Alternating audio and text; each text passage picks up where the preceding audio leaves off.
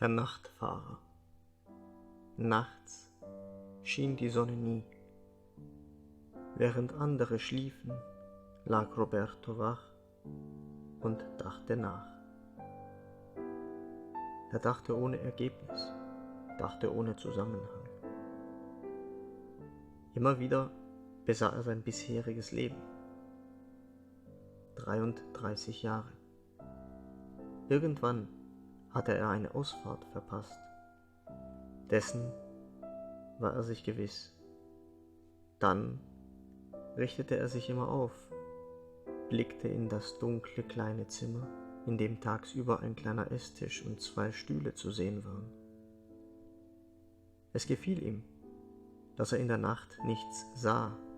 Es kam ihm vor, als ob er schwebte. Nichts hielt er nach 33 Jahren in der Hand. Er trat auf der Stelle. Er vermisste nichts aus seiner Vergangenheit. Das heißt, bis auf seine Sorglosigkeit, die er an irgendeiner längst vergangenen Kreuzung vergessen hatte. Und die Nächte waren still. Sie sprachen nicht mehr zu ihm, sie waren nicht mehr die Komplizen seiner Hoffnungen. Die Nacht war nun eine stille Freundin geworden, eine, die nicht mehr urteilte, aber eine, die verständnisvoll schwieg. Tagsüber schlief er wenige, verteilte Stunden, nachts nicht mehr. Wenige Wochen zuvor hatte er beschlossen, seinen Lebensunterhalt durch die nächtliche Schlaflosigkeit zu verdienen. Als Kurierfahrer für eine Sicherheitsfirma musste er interne Post für eine namhafte Bank von Filiale zu Filiale transportieren. Um 23 Uhr begann seine Schicht und endete meist um 6 Uhr in der Früh.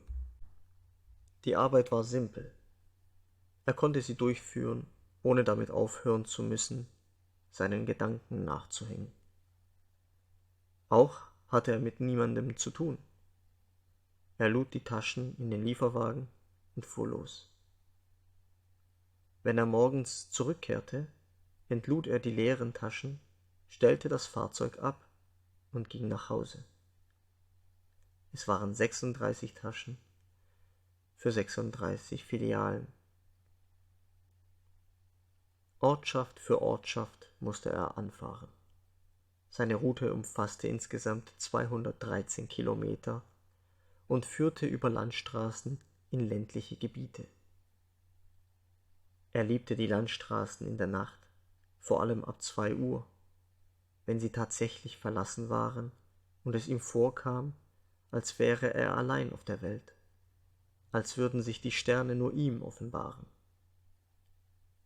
Hier merkte er, dass es keinen Unterschied machen würde, ob er existierte oder auch nicht. Oft hielt er das Auto am Straßenrand, stieg aus und sah in den Nachthimmel, atmete die frische Luft ein, die von den Wäldern ringsum ausströmte. Kalt war sie.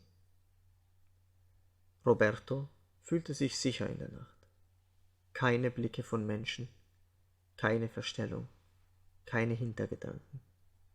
Die Nacht kannte keinen Neid. Sie war nicht streitsüchtig. Sie war gelassen.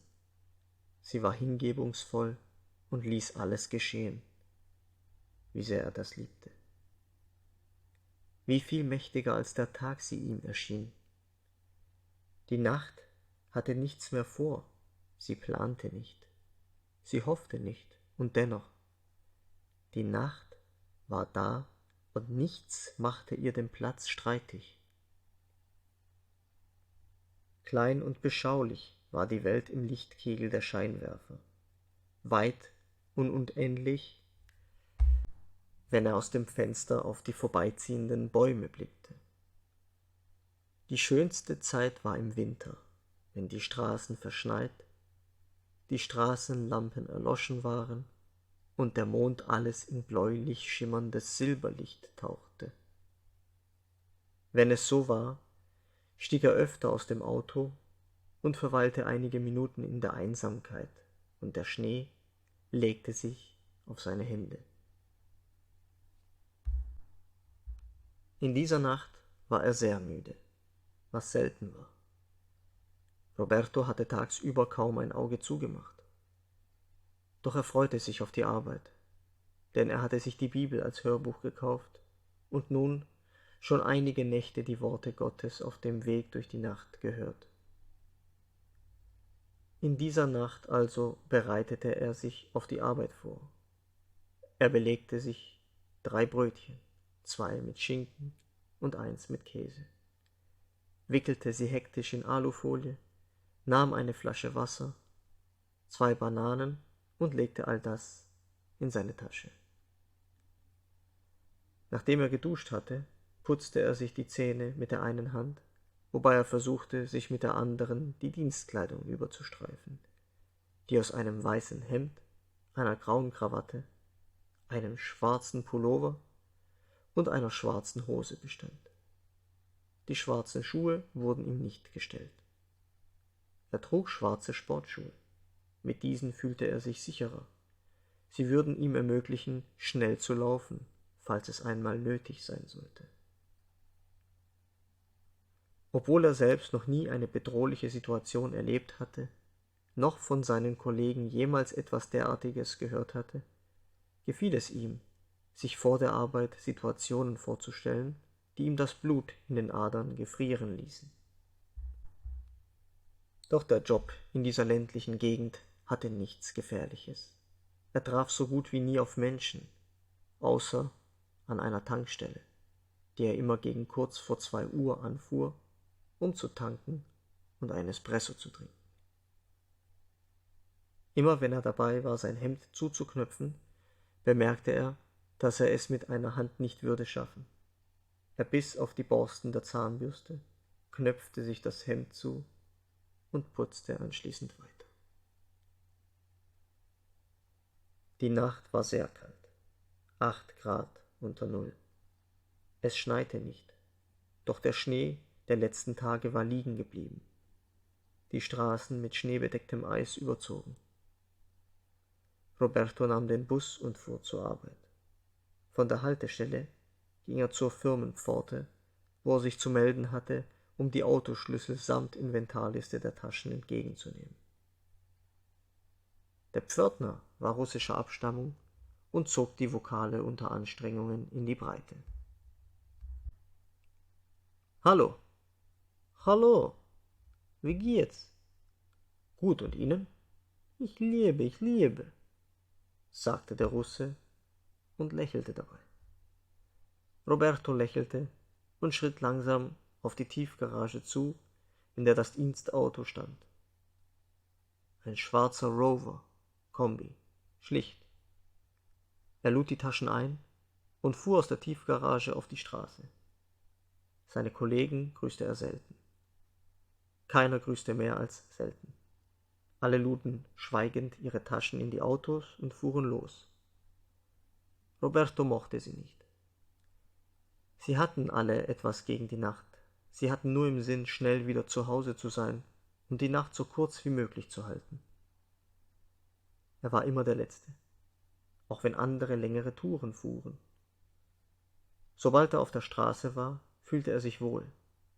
Er legte die Hörbibel in den CD-Player ein und lauschte der Botschaft Jesu. Manchmal, da stieg er mitten auf einer Landstraße aus und schloss die Augen, einige Sekunden lang mit abgestelltem Motor. Totenstille. Als gäbe es niemanden außer ihm, bis sein Herz begann aufzuwallen und ihn die Furcht überkam. Er die Augen aufriss und ins Auto sprang, die Türen von innen verriegelte, den Motor anließ und mit aller Gewalt aufs Gaspedal trat. Es gab keine Gefahr, doch er spielte mit der Vorstellung. Die Bäume, die an ihm vorbeizogen, warfen undeutliche Schatten auf die Straße. In einem Teil seiner Seele und seiner Augenwinkel erwartete er Gestalten aus den Bäumen auf die Straße treten. Frauen, hilflos, nackt, blutüberströmt. Diese Vorstellung plagte ihn in jeder Nacht seiner Tour. Dieser eine Moment, der sein Leben für immer verändern würde.